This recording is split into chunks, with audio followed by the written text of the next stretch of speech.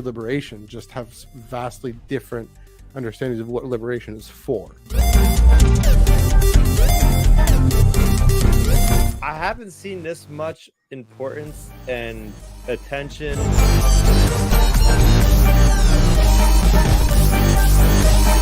The story itself is a really wonderful, really great setup. Tractor beam has been engaged.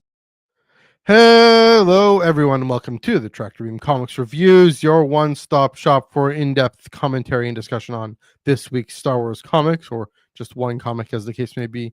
Among some other things we'll chat about. It is Wednesday, September 24th, 2025. It's the 39th week of comics in 2025. We're getting towards that big 4052 at the end there. I'm Matthew. He's Chris. Chris, how you doing this week? You're muted. I'm doing very well, and I almost forgot to unmute myself there. I'm off to a great start here. How happens to the best of us? There we go. Yeah, no, I had a great week with Star Wars.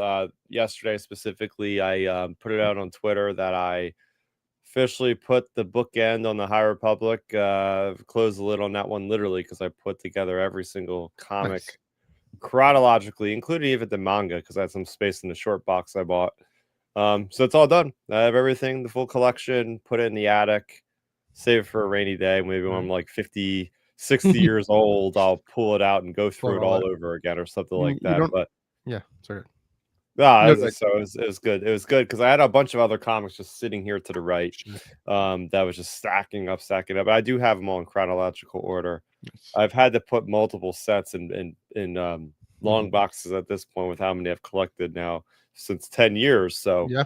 But it felt good to do it. I was like, I can't look at the stack any longer. I got to do something about this. So yes.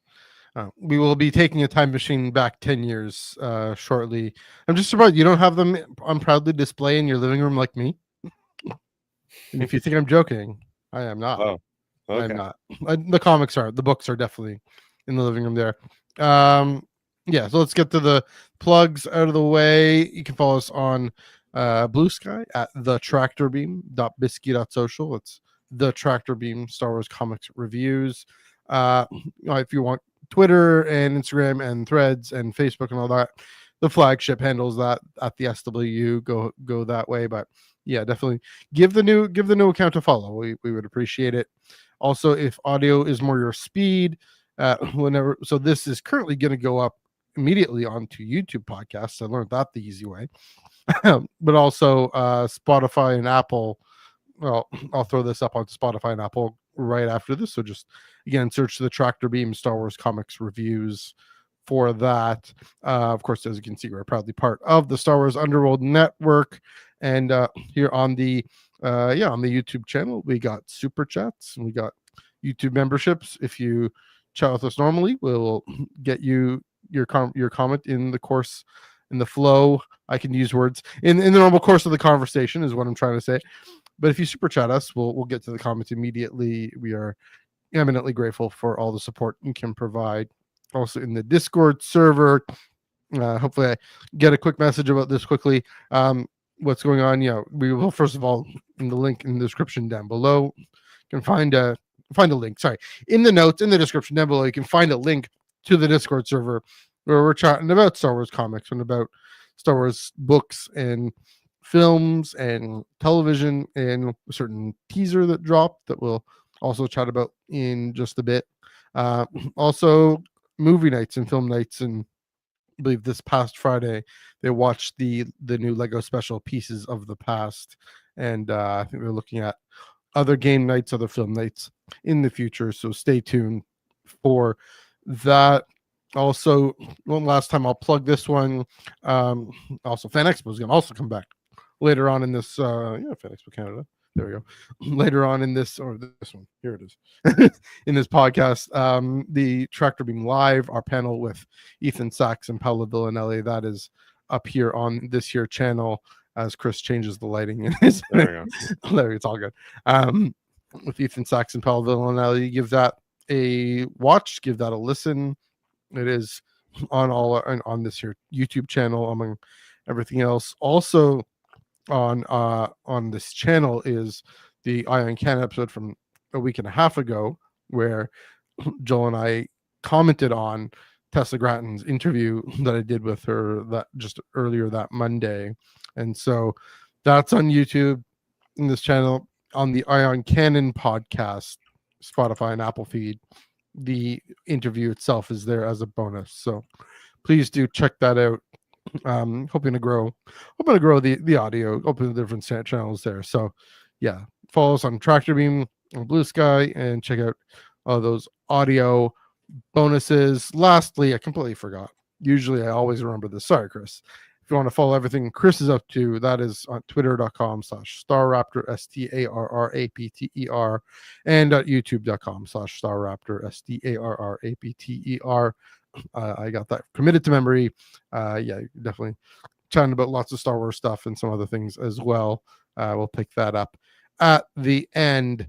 All right, that's it for the plugs. We only had one book, one comic book this week. So this show's going to be 10 minutes long. No, I'm just kidding. We're going to talk about other things, but let's dive into the one comic book that came out today. Abra Chaos Agent #4. It's written by Cherish Chen, art by Kieran McCown. Colors by Mike Attier, who's probably also Michael Attier. Letters by VC Joe Caramagna, and cover by Edgicourt, the Doctor, and the Wookiee. After months in the New Republic service against her will, Dr. Afra and Chewbacca are tasked with providing security for a vital diplomatic mission on a remote desert kingdom. But a connection from the past threatens to upend the whole event. Who is the mystery saboteur, and will they successfully foil Apra's operation? Of course, if you've seen the cover, the mystery saboteur is Chrysanthemum, as we know. But what was really not surprising, but intriguing about this comic was, well, two things. Here's Chelli. She's off doing diplomacy, which is not her cup of tea, not the thing she's used to, but she does it trying to provide security for this pipsqueak, really super annoying prince who's going to be crowned king, kind of child monarch of this planet that the New Republic is trying to have good relations with Wookiees, good relations with this planet. And she really, even though she's bored with it, she commits to it, right? She really gets the import of it. You get the sense of that. Her and Chewie have this fun banter where they're roommates in this cramped quarters. The reason, of course, Chewie's there is because there's this tip that Chrysanthemum is the one who's going to attack. And, of course, partway through, just after Chrysanthemum's actual attack on Afra and Chewie's station, then afterwards they're in their room, kind of mulling about, and Chelli says, I got to give this kid a talking. Got to have a word with this kid. And from that moment, I'm like, okay, he called Chrysanthemum. He was summoned him. This is a plot for something, kind of like we see in Crystal Crown, similar kind of thing. I think reminding me a lot of Master and Apprentice by Claudia Gray, the Princess Marie, who wants to similar sort of thing. In that case, she wanted to take over and kick the Charker Corporation out. In this one, the prince wants to defect. He turns out he doesn't want to be king. He just acts like it because he's angsty, because he's bored, because he's 8 years old and whatever. It's how they act out. But he doesn't want to do it. And so, I think previously Chelli would say, too bad, I got my credits, I got this, or this sentence I have to serve out, kind of get my freedom back. But she puts herself at risk. She lets Chrysanthemum kidnap this kid. And it's sure there are implications that she faces, but it was actually this really heartwarming moment that she's letting having this compassion, empathy for this kid, even though it might cost her maybe in the end, but also that Chrysanthemum takes this job on, which was also that was surprising too. It's not like they take whatever jobs on. Like, he has a reputation as a tough guy to keep up, but he's got this layer to him as well. And so then he takes the job on to kidnap the kid in order to set him free, basically, is what I'm getting at. I wonder if we're going to get some implications of this story, but of course the surprising implications are how Afra is able to kind of manipulate her way out of her sentence almost. And we get this reveal, first time revealed her sister, we've never heard of before. And that was kind of fun and exciting. Again, another layer, another vulnerability to Chelli. It turns out she's the one who deactivated her tattoos, and so setting things up for the next issue pretty well, pretty nicely. So it was a fun issue, some fun action. I hope it means either this is going to be a more ongoing, setting things up for it to keep going, or if it's going to be only 10 issues, that there's some good coherence now. Like I think Chris, you were saying a few weeks ago, it's kind of the flavor of the week, flavor of the month. But if it's getting at her own family of origin, literally, then it might bring more focus to her. So yeah, a good character story. I enjoyed it. That's kind of all I have to say about this one. What were your thoughts on Afra Chaos Agent number 4? Another episode of the week. You took the words out of my mouth. That's what we got here. Mid-action, we're just on another adventure. I'm kind of jaded by this story at this point already. 4 issues in. I just gotta warn everybody. This episode, I'm not going to be the most positive with Star Wars. You're grumpy today. You're grumpy this week. I'm not going to be the most positive, and it's because of a certain teaser trailer, which I can't wait to unload about that one. No.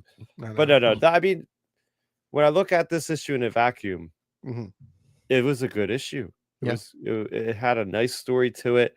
Where it was that bait and switch about this kid gonna be just wanted to do something else. And you see, like, Afra.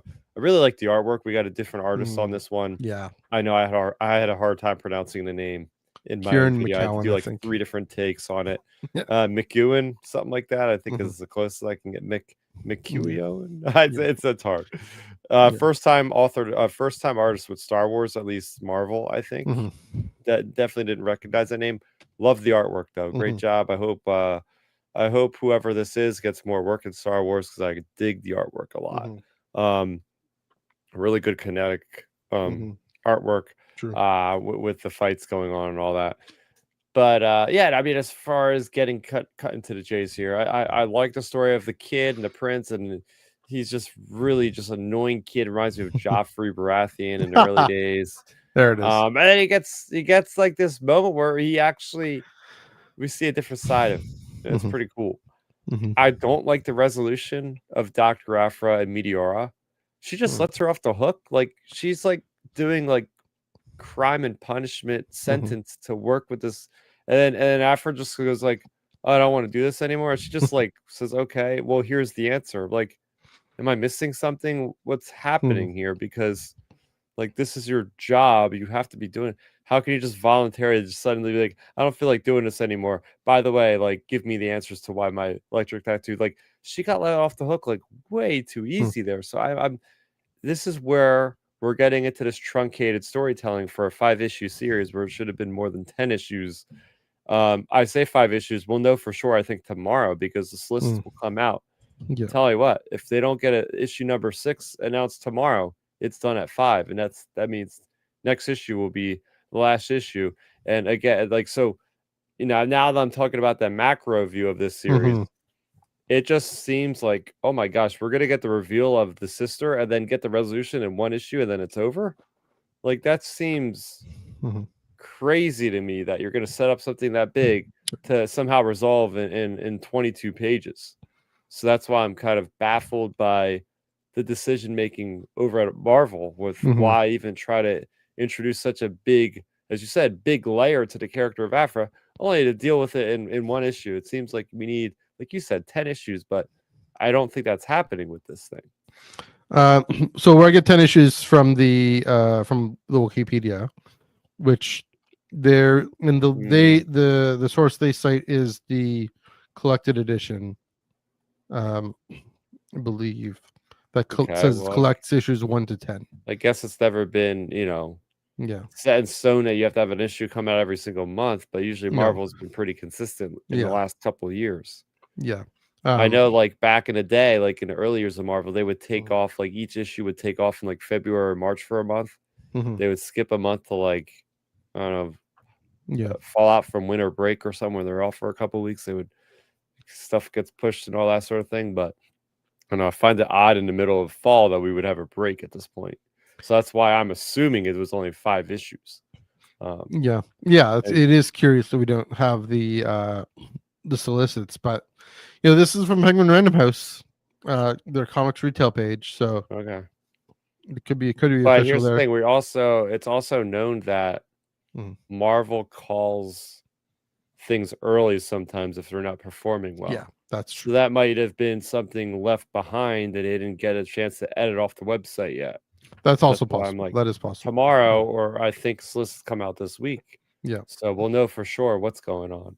You're making me pay attention to solicits. Of course, I pay attention to solicits a little bit. I do got to shout out the column this panel of the week here. Mike Attier, I'm guessing. Well, not I'm guessing. Michael Attier of Star Wars Adventures. Space Stories, same guy. So he's used to drawing for the all ages. The colors really do pop. These uniforms, these sycophantic power grabbers, which are also that was cool. I like that aspect about the story. I also like the aspect that looking at this story and seeing that there's so much banter with Wookiees in this that made me laugh. Like Afra's not talking basic with a lot of people. Like a lot of this is growls and rumbles and different things.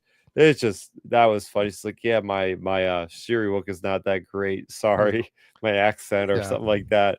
Really love that.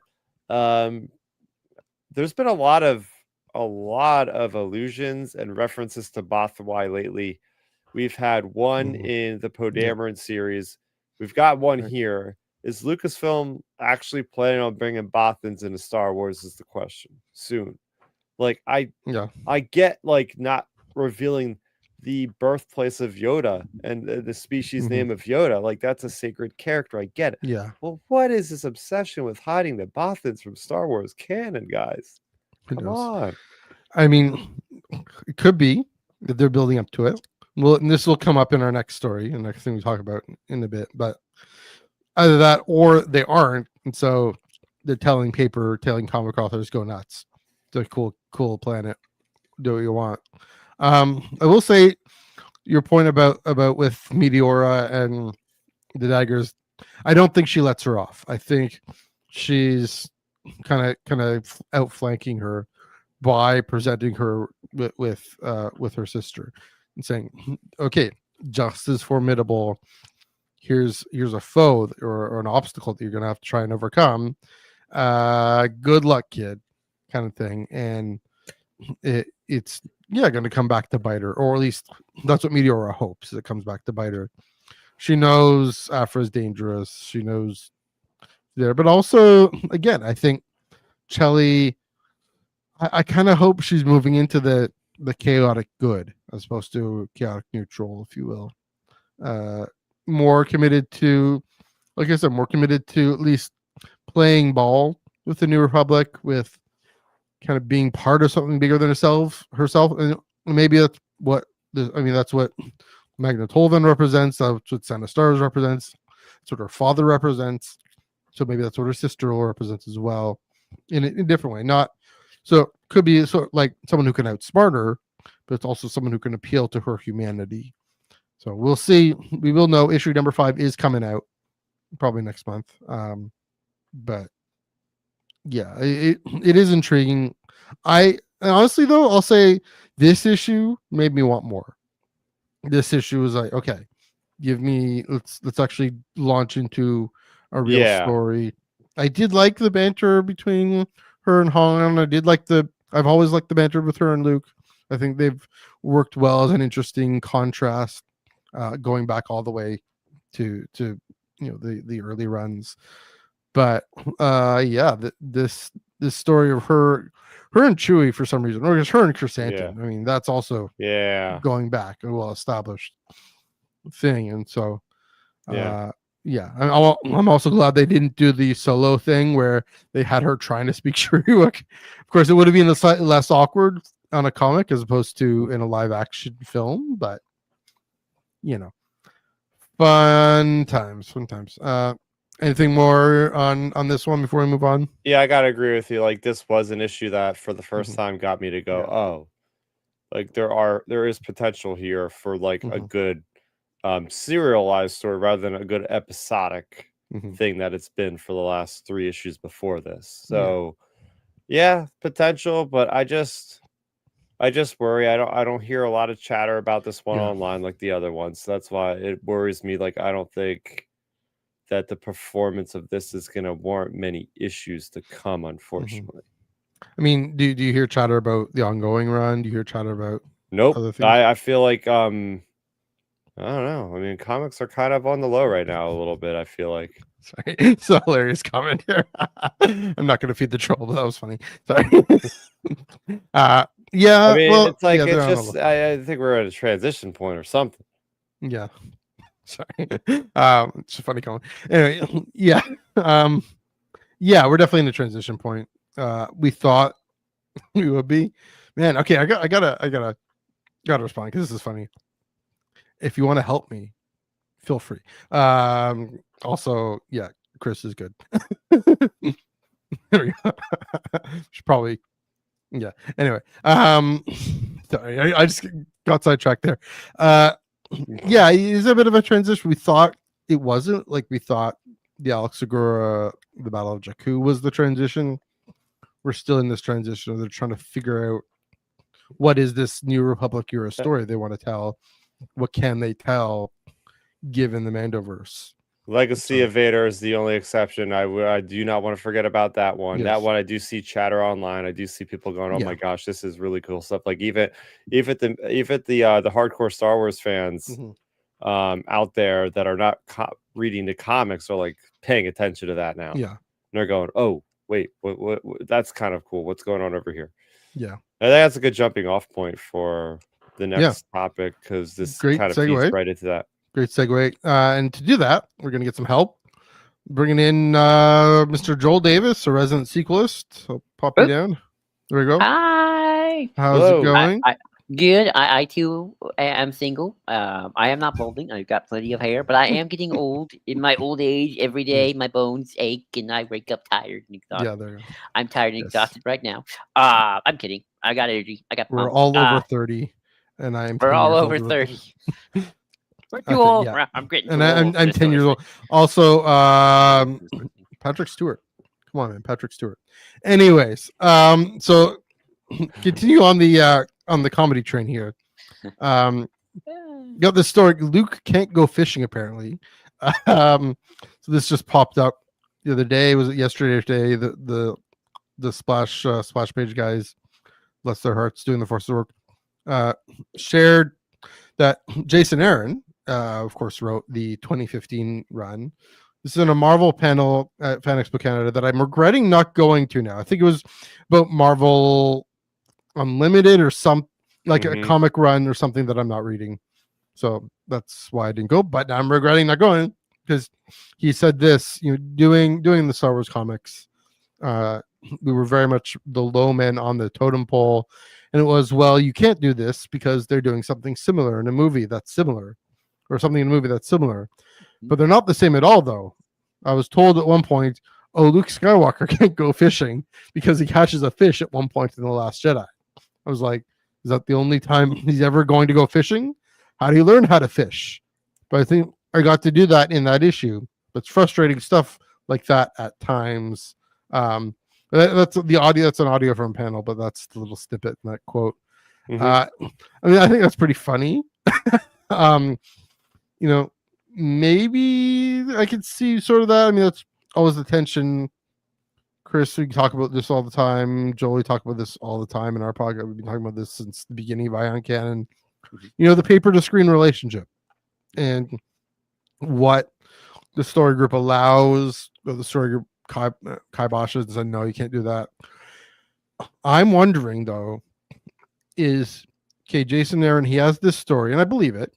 Mhm. Did they change their tune pretty quickly? Because that's at odds what we see a lot. And I say this also say this all the time.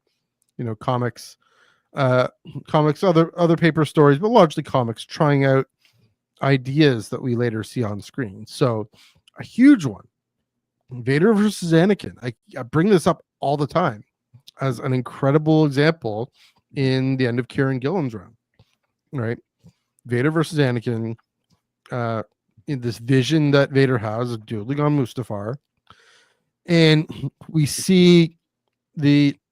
don't see that in Kenobi, but we get it, you know, in the dialogue, right?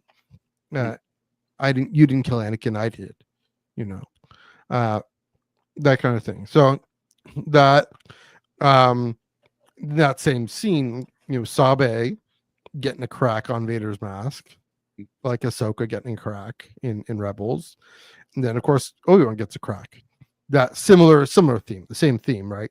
It's about the most important character, at least in George Lucas's Star Wars, right? So I do think they may have changed their tune and seen comics as a good incubator for these story ideas. Yeah, you can't do some explicit things, but maybe at the start they were trying to, again, figure out what the limits were going to be. Also, in Ken Liu's Legends of Luke Skywalker, that's when he learns to start fishing. He learns the big fish thing.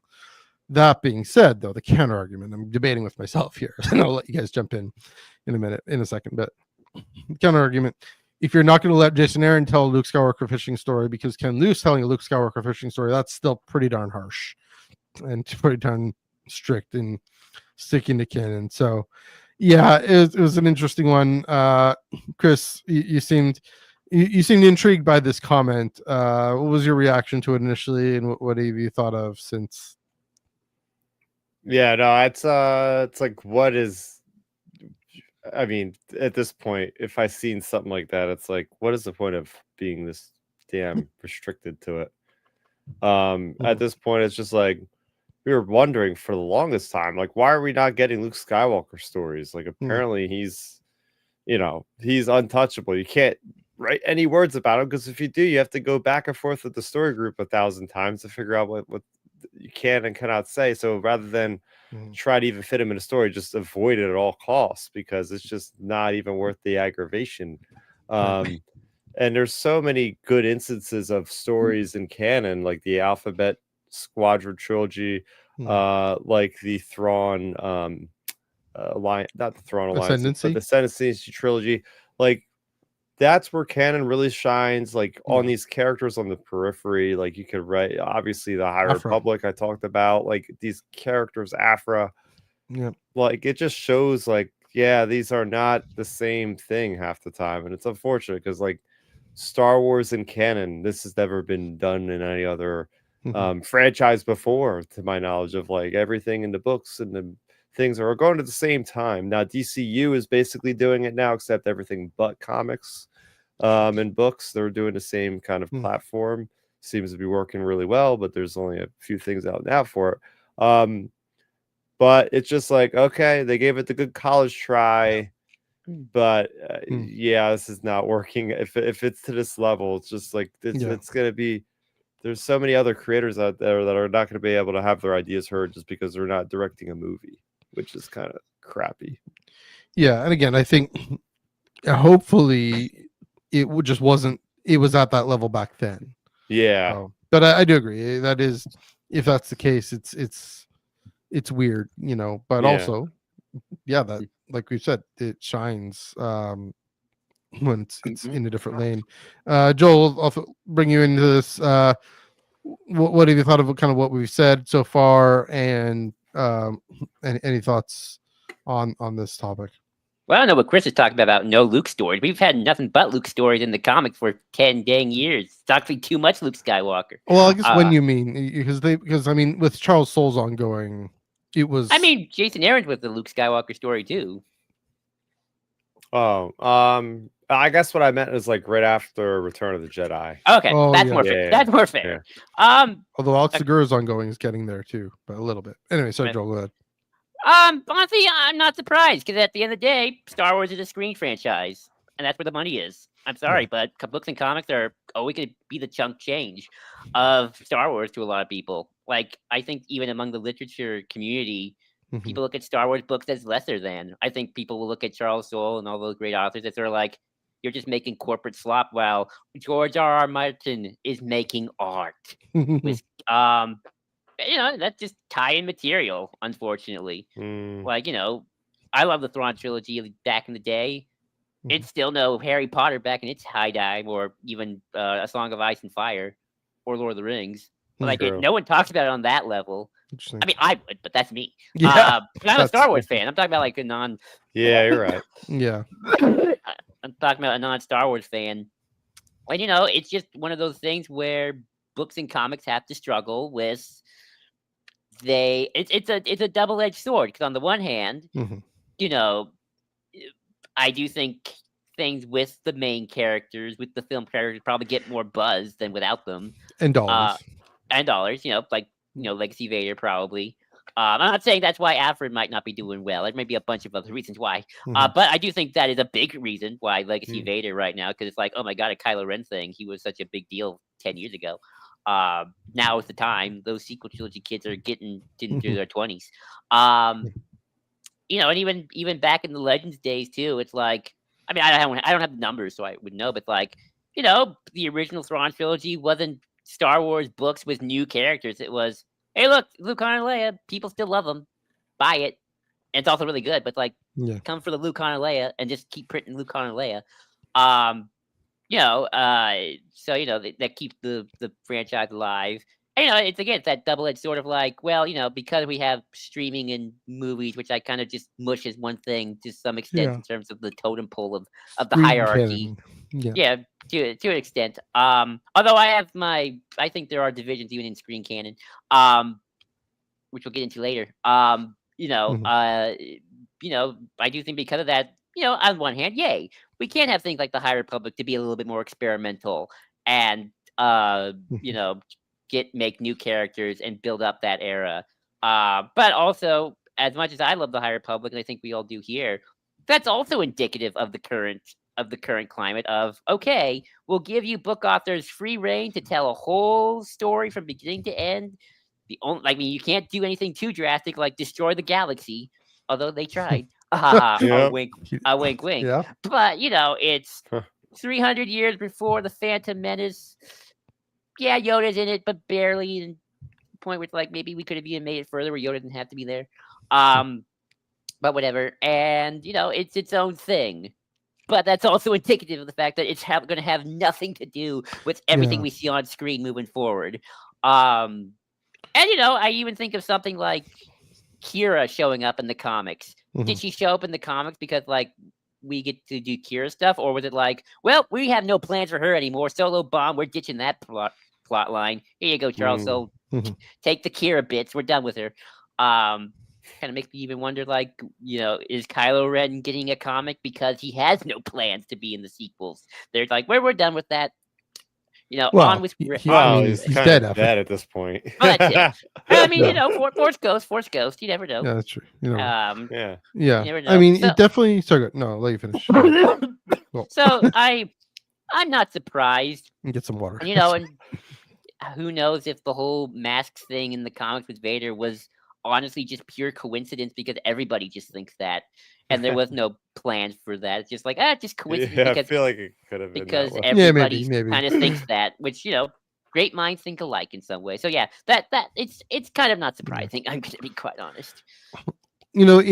Joel, you've hit on a bigger point, and I think Chris, you have a little bit too. Why standalone stories, standalone characters just are better written, better fleshed out than tie-ins. I mean, that's an opinion I think I've at least had for a while now, that I'm okay with less explicit tie-in materials, and even the Handsicle was kind of an implicit tie-in material to Return of the Jedi. a little bit. And I'm good with that because you hit on it, and this year Jason Aaron's comment hits on it, that when it's a tie-in, and I like Crystal Crown. That was a tie-in. Was it as good as High Republic stories, as Tessa Gratton's High Republic stories? Well, probably not. Phasma was a pretty good tie-in, I will say, though. Yeah, but Phasma was also incredibly independent. It had nothing really to do with the films. That with a tie-in, the story is just set and given to you, and it's a story that has the focus groups and the corporate execs and everyone of a film to dictate where this has to go. I mean, Catalyst is this weird exception that proves the rule. I think for some reason James Luceno, maybe because it was set 20 years or whatever before. Apparently, no, he hated writing Catalyst. That it made him quit Star Wars. Apparently, like he had to. Okay, well, fair enough. I mean that.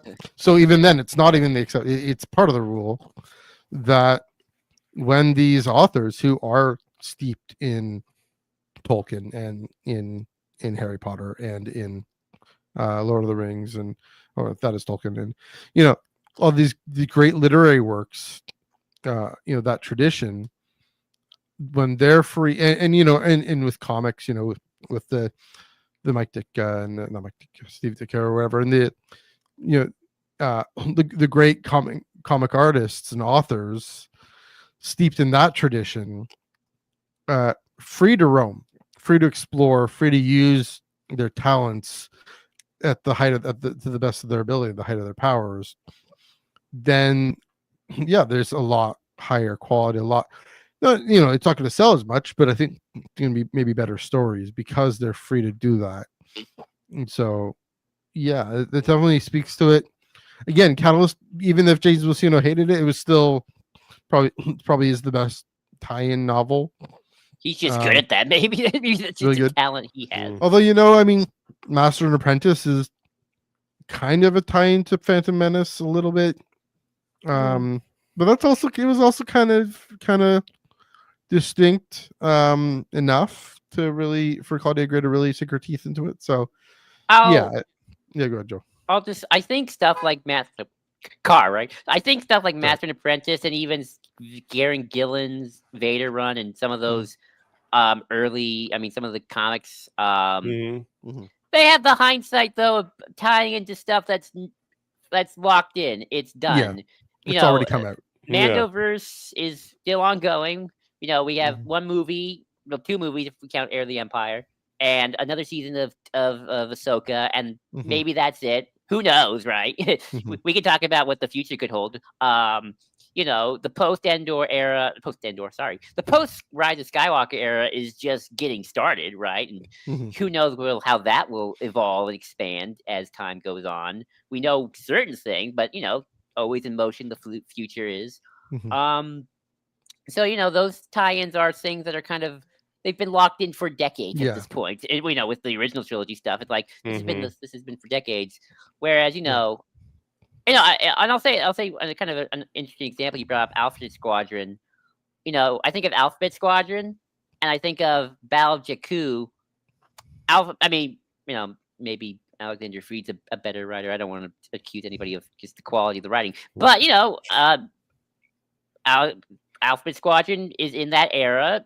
But because it's original characters, I think it got a lot more wiggle room to do what it wanted. Whereas I think weirdly, Battle of Jakku is almost trying to redo Aftermath, but kind of smush Luke Skywalker and Adelhard in there, and it just makes for some weird continuity messes that become irreconcilable.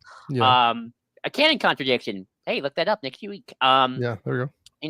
Which people have brought up. There is some weird canon contradictions with Aftermath, the book. And I feel like you're just trying to paper on something that's already kind of smushed together. And they're both made of paper, Joel. I know. Just a comic book and a novel. But I do agree. Like, outside of maybe Master the Fear. Is it Master the Fear? Yeah. Mask of Fear. Mask of Fear. No, it's the Mon Mothma one. Mask of Fear. Yeah, some of the better books, in my opinion, have always kind of been the either characters on the periphery, like a Mon Mothma, or just brand new characters. I mean, there's a reason why Lost Stars is everyone's favorite thing. Yeah. So I mean, and that's oddly enough, Lost Stars is sort of is officially a tie-in to Force Awakens officially, but it's not. It's tied into enough. Yeah. Chris, do you have any more further thoughts on this one? Yeah, I mean, the last thing I gotta say about this is, it's no wonder why Jason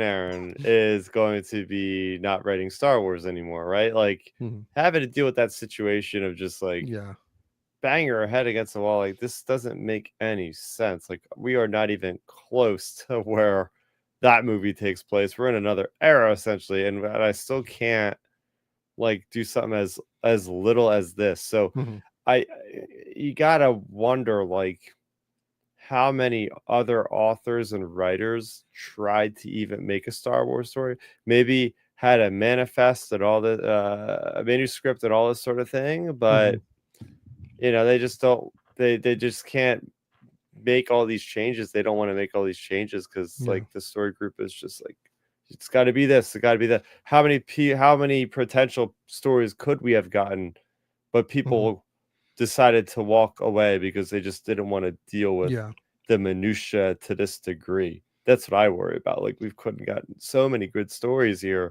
but because of this amount of control, it's kind of insane. Yeah, it's like the concern with the Vader comic. Speaking of Kieran Gillen's Vader comic, concern with oversaturating the market with Vader. That kind of thing too. I mean, that's from what I've heard. That's also why it only went 25 issues. So there you go. Yeah, I wonder how much that's the case now. That's the question. It may still be. It may still be the case. I have a prediction on that actually. Okay.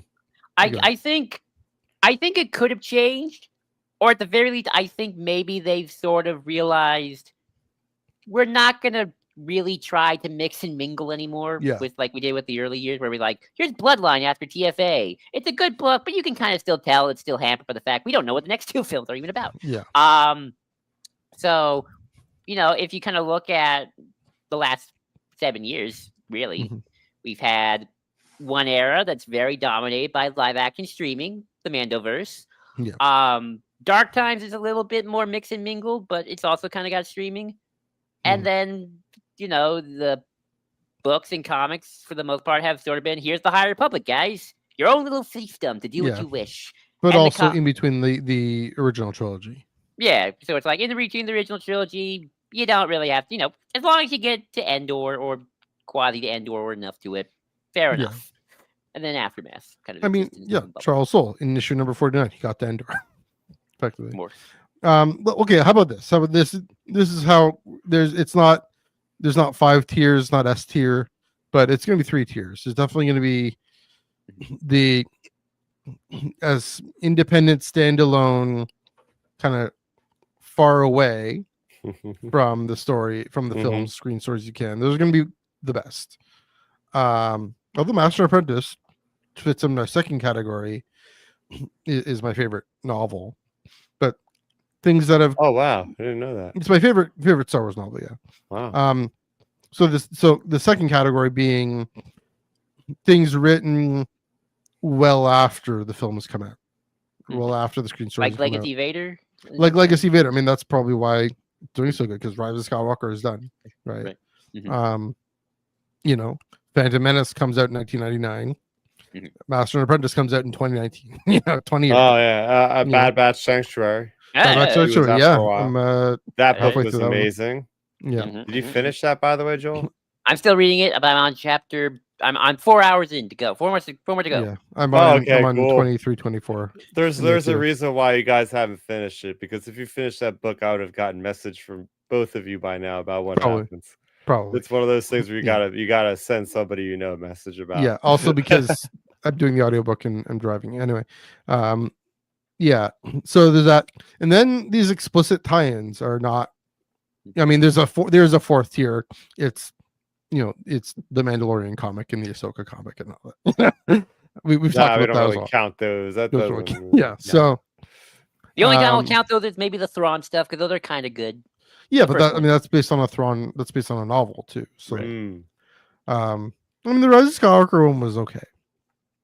Yeah, one- I like the art. The art in that was That amazing. was one of the better ones. But Mhm. yeah, it's an interesting question. Interesting thing. Again, I want to know. Yeah, like Joel. I mean, to your point, what they've recognized, and we've mentioned this on Iron Cannon. They've gone into different lanes and said, yeah, you're likely to get a better story. You're likely to sell more with Luke Skywalker on the cover.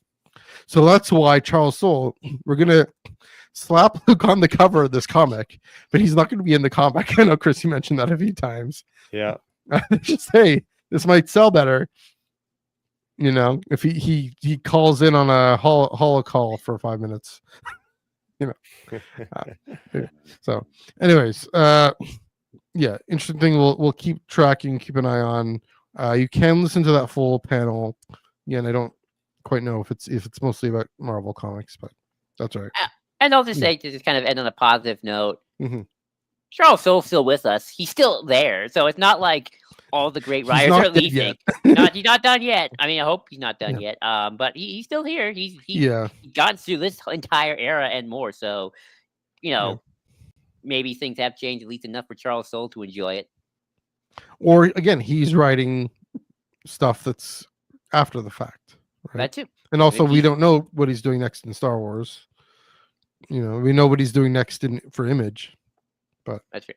He cheated the system, maybe. So there we go. Fun times. All right, last little bit of thing to talk about. Apparently, there's this thing that happened on screen. There's this thing coming out next year. Lots of people are talking about it. Nope. It's called The Mandalorian and Grogu. Here we go, Joel. Chris, do you have a water bottle with Grogu on it? Nope. Okay, you need to change that. I just took this out not by accident, and I realized, oh wait, I'm doing it perfect timing. There we go.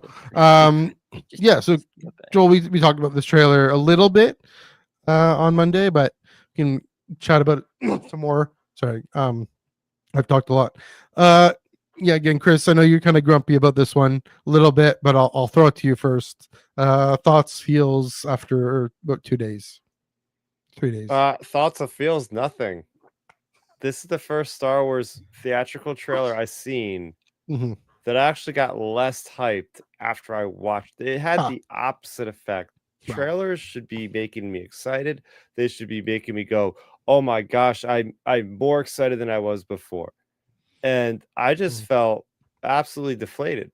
To give context to this whole situation, the day before, literally a matter of hours before, I was on a podcast, Outer Room Transition podcast on my channel, and we were talking about how much we love this era of Disney's trailers for theatrical. Everything from Rogue One to Solo, every single movie, even The Rise of Skywalker had a killer trailer, like a teaser trailer and all. They had punch and weight. They had scope, and I'm talking not just about the full trailers, like the teaser trailers too. Yeah, they had really striking imagery and iconography, and they really just were like, okay, this is going to be an event. This is going to be something to just really just get the fandom to be excited. So I was telling the guys, I said, look, when this Mandalorian Grogu trailer, it's already been released to like 2 or 3 different conventions privately. When this thing goes, it's got to be one of the best trailers in years, because like we haven't had a theatrical trailer in like 7 years. So they're waiting on this trailer. It's like, this thing has got to be amazing.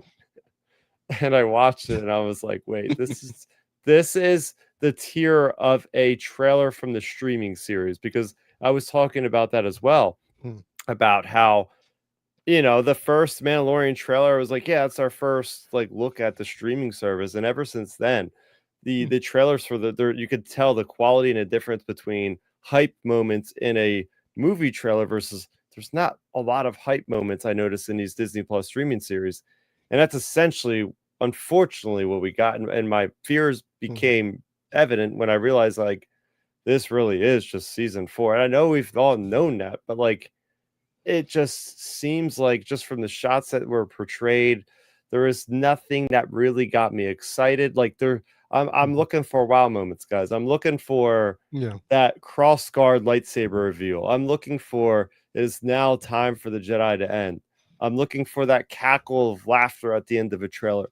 I'm looking for these huge moments to make me want to go and spend my like $30 to go out to the theater and watch something, because I watch this and I'm like, you know, if I was a casual person that maybe can't afford to go to the theater that much, I might just be like, I might wait for this. This looks like season 4. I'll just wait for it to hit Disney Plus.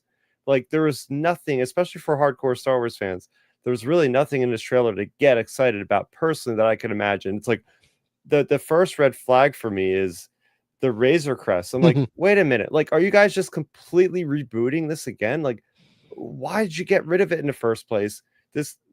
This brings up so much for me. It's like the pitfalls of this entire series. Like, we have Grogu, you know, coming back in Book of Boba Fett after season 2. He went off. He's back in season 3. They're running around with flying creatures. Like, what is happening? And then in this trailer, all it is just like a bunch of like robots and more monsters and more stormtroopers going flying around. And the biggest moment that they could have focused on was just an AT-AT falling over after like 15 seconds of a 1 minute and 30 seconds trailer here. And I'm like, that's your money shot? That, I mean, it looks cool, don't get me wrong, but that should be like the 5th thing I'm talking about, not the biggest part of the trailer. There needed to be more. I get I mean, they listed it as an official trailer. Obviously it's a teaser. We're gonna get more than this, but if this is what they're leading with as their first reveal, I'm worried. And that's it. Yeah. I mean, when I on Monday when we talked about it, I was like, oh yeah, this is fun, this is exciting. You know, I say in the ticker here, it's pure vibes. It's pure vibes. It's not anything solid. There's nothing substantive about it. It's kind of like a highlight reel of images and actions that we've loved from seasons 1 and 2, right? Grogu pulling a bull over, you know, a New Republic person stopping, you know. I think that's going to be cool. That's something I brought up again also on Monday, was the New Republic side of this might be more pronounced than seasons 1 and 2. But yeah, it's like people, Razor Crest, good. Grogu, good. Let's just bring those back. And maybe Hasbro had something to say with this. I don't know. Probably not. Again, I think it's vibes. It's exciting a little bit, but it's that it's all vibes. It's no ebb and flow. And it needed to have more. I mean, that first shot with the coastline, it needed a bit more of that spliced through to make the big moments as well. I mean, I hope the film is better than this. I hope the film is deeper than this. It might not be, but if it isn't deeper than this, then that's gonna be a problem, because look, we say, okay, we want fun blockbusters, but you know, the best fun blockbusters are actually deeper, real meaningful films, exactly, masquerading as fun blockbusters. I mean, that's what I say about Star Wars at its best, is an adult film masquerading as a children's film. You know? I still think you're wrong, but I don't like that. No, but or an adult film giving adult as in I don't think it's an adult film. I mean, I think that's just saying that. I mean, I'm gonna be honest. I think adult films are actually kind of shallow most of the time. I think kids films are actually a deep, meaningful film through fun, comedic adventure is what I really mean by that. Like Attack of the Clones is the classic example to me. You know, so I think a lot of people probably disagree with you on that, but it's such a deep, meaningful film. Well, they're wrong. It's a deep, meaningful film. Anyway, hashtag prequest. Sorry, Joel. You get into what 3 days in. What are your thoughts and feels on this teaser? And I'm calling it a teaser. I don't know. This is what I expected. Like, I don't think this was ever going to be a big event film. I think Disney doesn't want those anymore. I think this and Starfighter are just kind of fun adventure flicks. I think the age of big event Star Wars is kind of over for a while, if at all. You know, I don't think that's what they want. I just think they want $100 million budget film, make 400 mil, and hopefully it doesn't, not another Solo. Or if it is a Solo, it's actually a Solo that's a win. Yeah, or so the expectations lower. I mean, I'll see what you mean by that. Mhm. I can see that only if it's getting their feet wet again and ramping up to a big event like we got the Empire. Kimber trilogy, so that's Kimber trilogy that's probably not and for the another Rey 10 film I and Heir to the Empire. I think will be at a big event. I'll tell you Sorry, go what, ahead, Chris. I got more feeling out of that Sean Levy photo with Ryan Gosling, and I got to commit the kid's name to memory because Right. I don't think they gave us a name. Oh, are you talking about the actor? The actor, yeah. Okay, I was like, I got more excitement and feeling out of that single still image, guys, than an entire Mandalorian trailer, because I'm going, oh, this is what I'm looking for. This is the next fully fledged, made from the ground up to be a Star Wars film. Yeah. You know, the cast looks awesome with everybody that was announced, A-list actors. Just the idea of like, okay, this looks kind of relatively new. I know we've been on water planets before in Star Wars, but like new characters, new imagery. That's what I'm looking for. So when it comes to the Mandalorian Grogu, I could take it or leave it. I'll be there, the opening time slot at my local theater for sure. But Disney's just happy about that. See, that's the key. It's like they don't care how hyped you are. We're all buying tickets. Yeah, obligated to do so for many reasons. But I just feel like the idea, to be as cynical as I can with this whole thing, is like you have Bob Iger, CEO of Disney, looking at Kathleen Kennedy, and this is probably why this happened, going, you guys haven't produced, like, you haven't had a movie in, by the time this thing was announced, 5 years. Like, you guys got to get a movie out now. They were scrambling, going, the only thing we could possibly do is rework season 4 that we have a lot of footage for and give it a little bit more budget, and we could put it in a movie theater.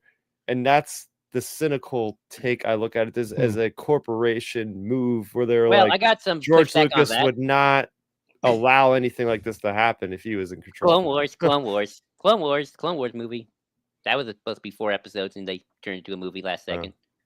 So George already done that. He's called the Clone Wars movie. But then he made the series. I mean that's true. But first off, they didn't shoot season 4, so they don't have footage. This is very much, at least from a scripting perspective. And you know what? It works. That Lilo and Stitch live action film, that was gonna be Disney Plus thing. They put it to theaters, $1 billion. Moana 2, that was gonna be a streaming show. They made a film, made a lot of money. So it works. This thing works. Yeah. And I'm gonna be honest, I don't really feel like I'm losing anything without getting a season 4, because like, I don't know. Yeah. What are we losing? Character development? Jon Favreau's not interested in that. But no, I mean, it's like, I always say with these streaming shows, which I don't consider television, really, they're not TV. It's this weird this weird third thing, which I don't think anyone really knows about, is, when they convert it into a movie, what are we actually losing? Are we losing character development, or are we just losing extra minutes of Mando and Grogu doing cute stuff? So, exciting stuff, yeah. So exciting stuff. A way they could have easily remedied this, and I really hope it's in the plot of this movie, just have Pedro with the helmet off for this trailer. That would be cool. That would be original. That would be striking to get me excited. Be like, yeah, okay, so he's actually trying a new look, and he's going against the Creed. Have that as the parting shot of him just like valiantly fighting. Have a moment of him just standing there without the helmet, proudly standing with other people around him, like leading Mandalorians. Something like that could have been exciting. They're getting Pedro Pascal in there. Obviously, he's going to be not wearing the helmet. That's, so at a certain point, I can hope that could have been a thing that would have got me excited. It would have been, at least that would have felt different than season 1, 2, and 3. That it seems like these are the same beats that we are kind of hitting that we already had before. That's why I'm kind of let me ask you this. confused. Like, why are we getting the same beats again? Have you shown your niece this trailer before? Have you shown the niece? No, I'd have to ask my brother. But she hasn't seen any of the Mandalorian either. So yeah. So Well, I'm about to say, I showed my dad this trailer, and he's all ready for it. He keeps repeating "good shot, baby" over and over again. So he's all in for the Grogu. Yeah. So I feel like a lot of casual people actually might be into it because this is something I've actually thought about. And it's just something I've just been thinking about in general in terms of like the reach between streaming and movies. And I do think there might be a difference. How many people know about Baby Grogu, but have just never bothered to watch the show because streaming and watching TV is just a hard thing? With like, oh, a movie, there we go. So it's like they want to get on the Baby Grogu, but now they can just do it in a simple movie. I mean, maybe I don't have numbers. Or kids who haven't seen The Mandalorian yet. Yeah. You know, I think when this film comes out, my niece will be just about of age. That might make sense to show it.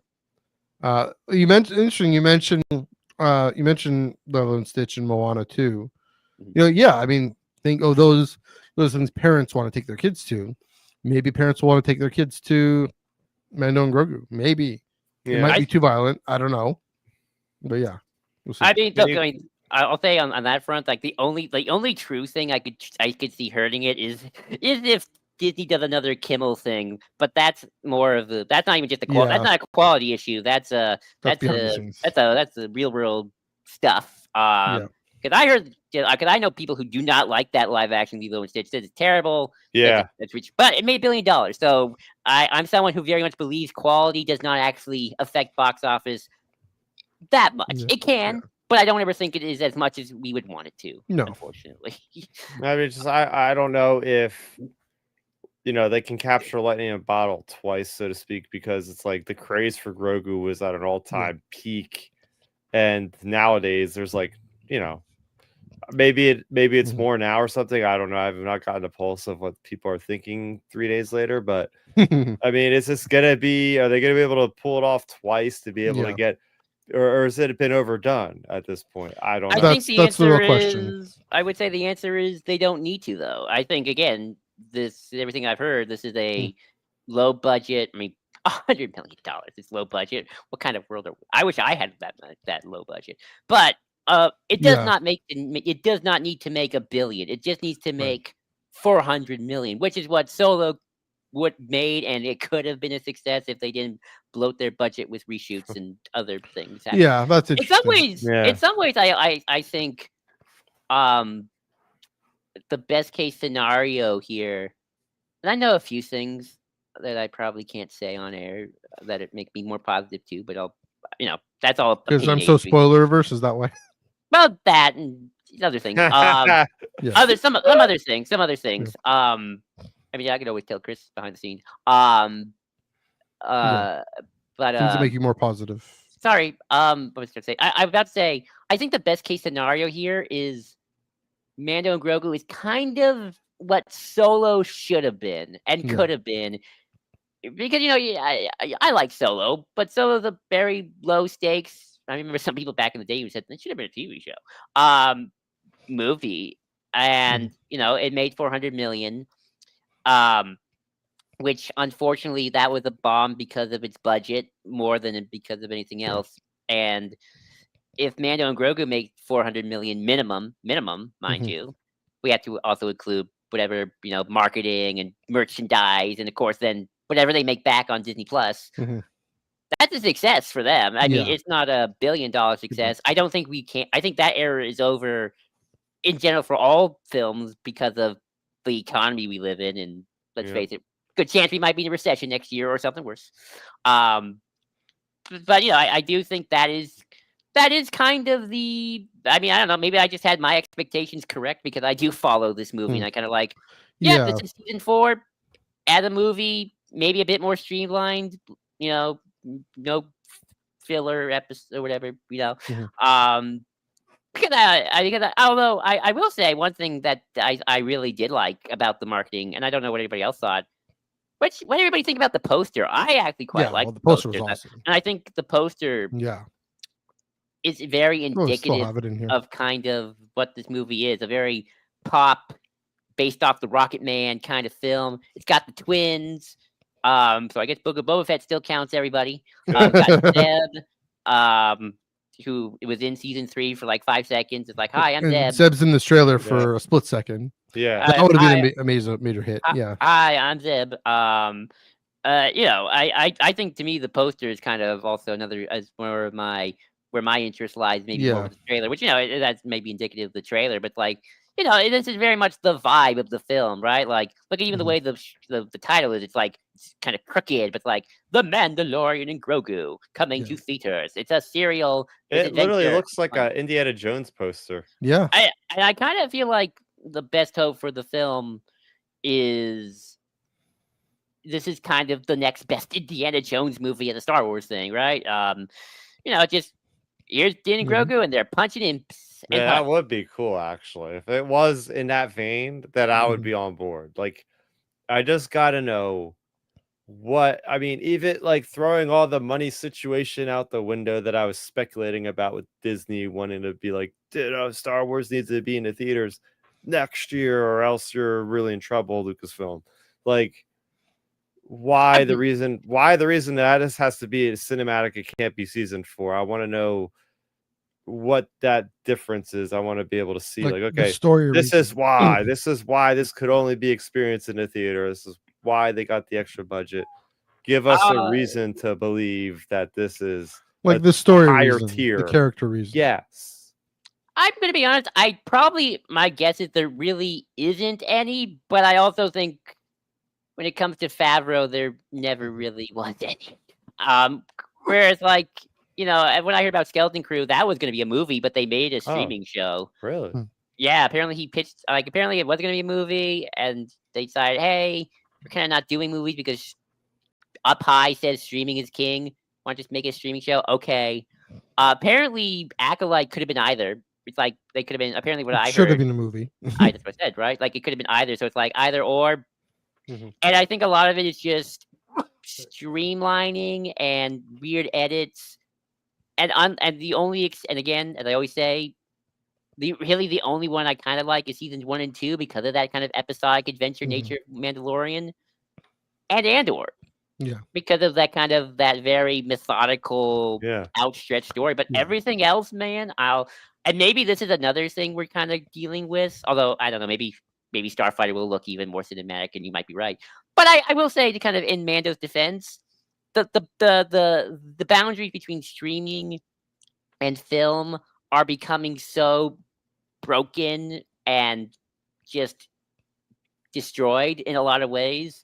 Like with maybe like some exceptions and how it's made. Scale. I really don't see a lot. And epic scale is the way, because you're not going to be able to afford like the Battle of Scarif, right? Scale in a streaming series. That's what I'm talking about. Like, but I guess my like counter to you part of the story with like a huge dogfight, maybe and like. Well, then we're getting that in Ahsoka season 2. You can't. You look at Mandalorian season 1. All they could afford was like a single dogfight between the Razor Crest and one other ship. Season 3 had pretty good scale. I just rewatched season 3. That's got some scale to it. True. And Ahsoka season 2 is probably going to get the big fight, big battle. Season 3 was like, oh, we're building up. Like, you're right. Like, we have a bigger budget. Like, all these. I think season 3 should have been a movie too, to be quite honest. And then the movie, it's like, wait, why are we scaling back to like season 1 of level of isolation, where it's just like very small scenes, like 2 or 3 characters talking. Yeah. I mean, okay. My counter to you, Chris, would be I think it's okay for Star Wars to have small scale films. I wish that's why I kind of wish Solo and Kenobi and Book of Boba Fett. No, that's what those were going to be. That's what those were going to be, smaller scale movies. I mean, I mean, it's fine to do that, but again, maybe have a completely set of new characters, a completely new story that's not like branching off of a Star Wars series that's been around since 2019. That's my only thing.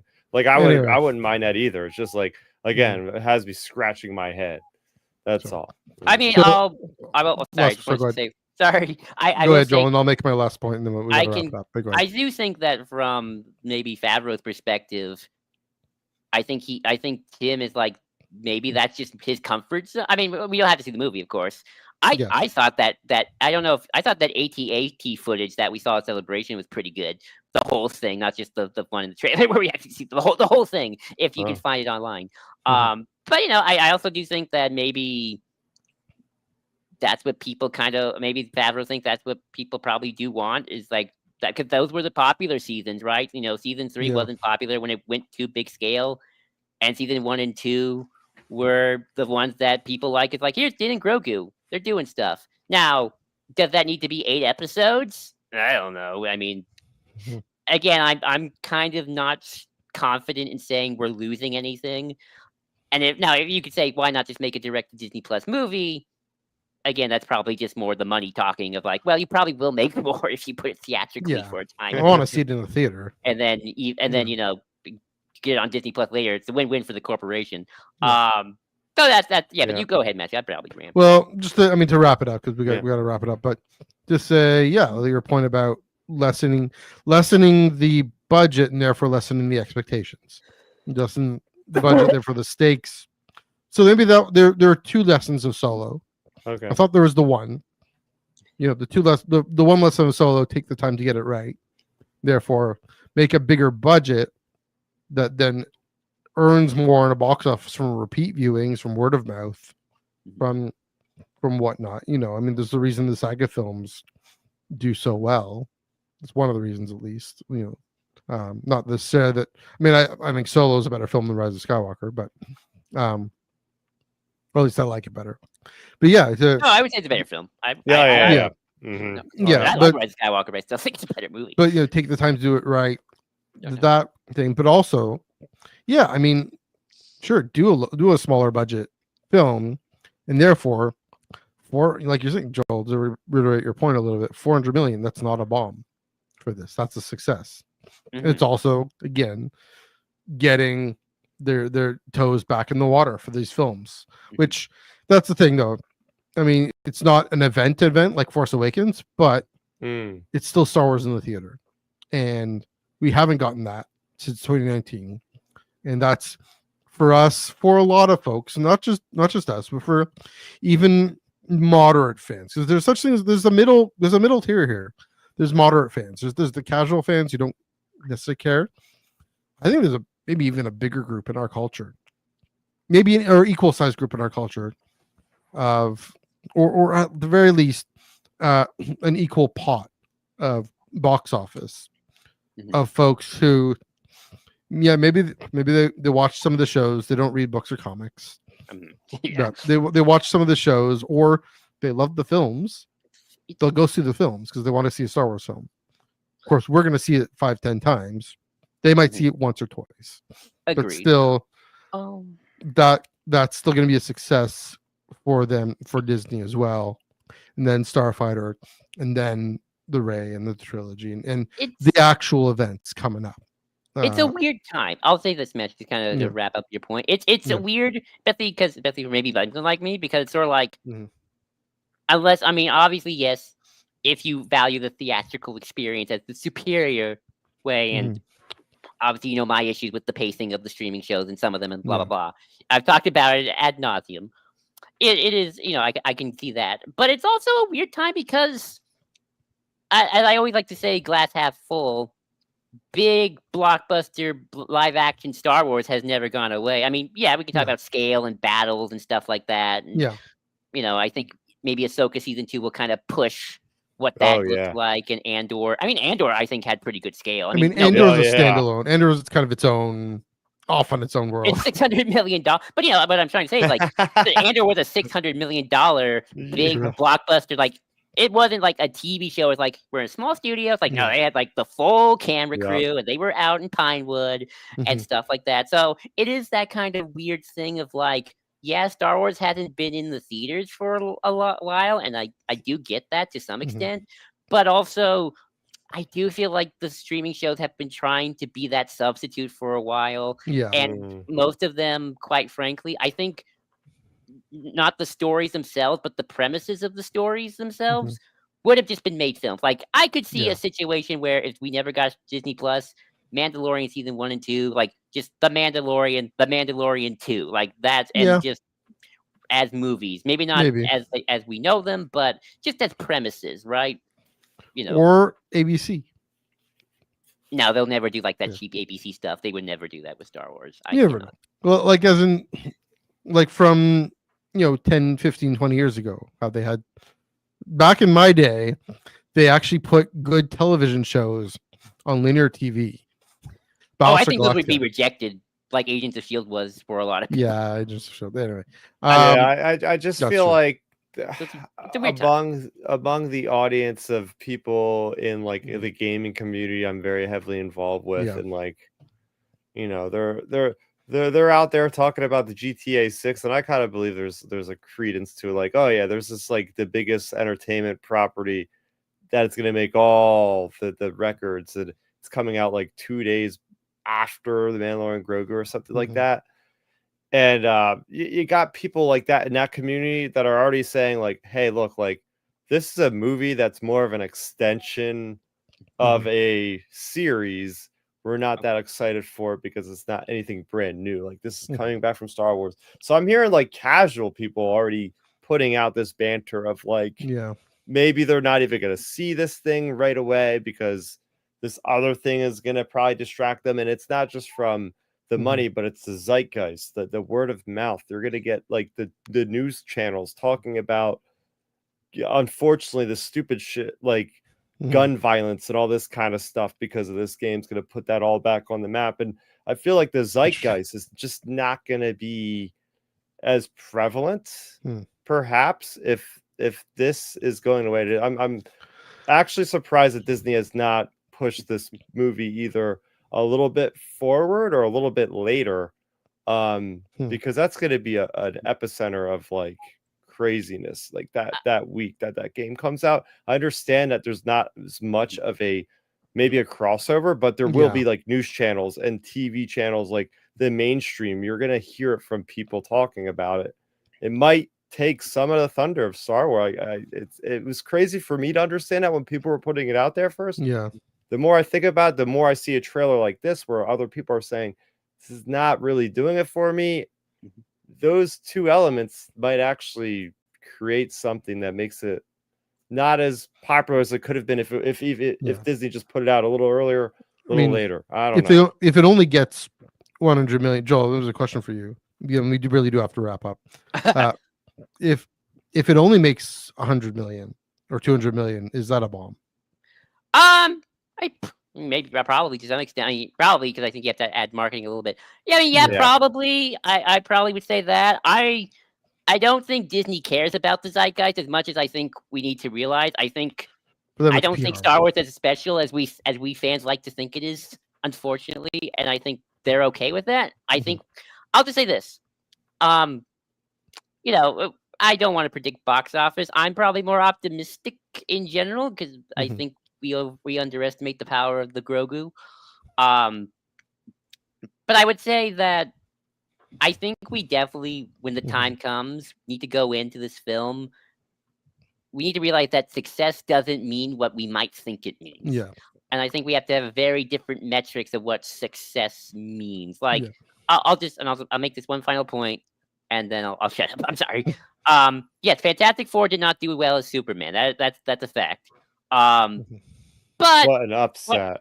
But from what I've heard about Marvel, from internally from Marvel, they think it's a success, and they plan to make more of it after Doomsday and Secret War. So Marvel, for their internals, who knows what that really means, consider it a success. And you can say they're lying up their butt, trying to save face, but that's what Jeff Snyder said in a podcast, and I tend to believe him. So, just success might mean something very different than what we think it means. And Hollywood's weird that way.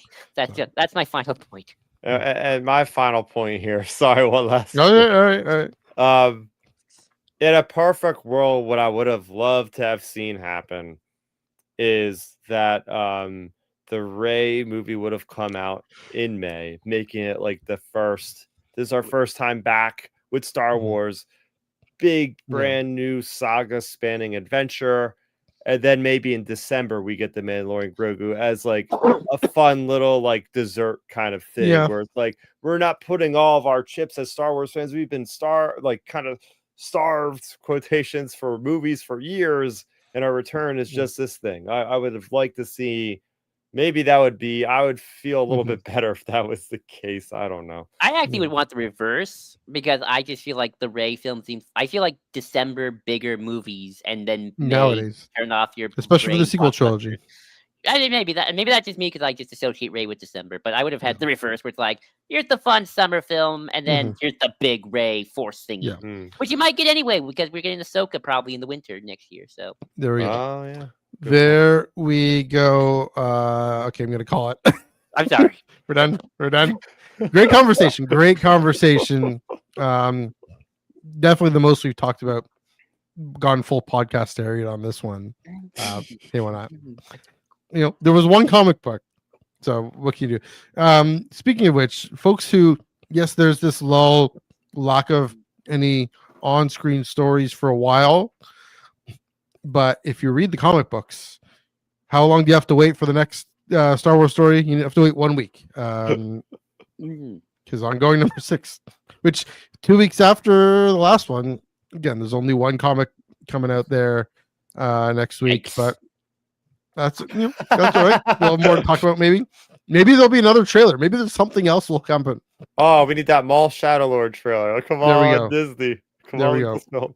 I feel like we have to wait till talk. December for that one, and then it's football season, the Super Bowl for the trailer Super Bowl. season for man. So anyway, maybe the solicits will give us some news, but in the meantime, the continuing on with this New Republic story and Han and Luke putting on some Phase 2 clone armor. Can't wait for that. Honestly, that's There we cool. So there we go. Yeah. So go to your local comic book shop for that, or it's on digital, but go to your local comic book shop for that. As always, again, fun conversation. You can definitely lots to think about. I don't necessarily follow the film industry as closely as you do, Joel, but that's fair. You're there. You're just outside the epicenter there. So that's an hour drive. There we go. Yeah, the air you breathe. Joel, I'll ask you first. Thanks for coming on. Where can they find you on the internet? You can find me at JID20234 on Blue Sky, JID20234 on Blue Sky. Of course, you can find me at the Ion Cannon Pod, where I do a lot of our postings and whatnot. And of course, on the Star Wars Underworld Discord, where we're talking about the trailer, Maul Shadow Lord, anime, all that sort of thing. And speaking of anime also has a tendency to make theatrical movies out of its ongoing series too, and it's big in Japan. So there you go. There's an example of done successfully. So there you go. Yes. While you're here, any events coming up in the Discord? This week might be a bit quiet because we're on Friday. We're going to be doing a D&D session. Which, by the way, if you are into D&D and you want to join or set up a campaign, we have just DM me on the Discord, and I'll give you the D&D role. And we have a lot of players who are interested in looking for games. Nice. There we go.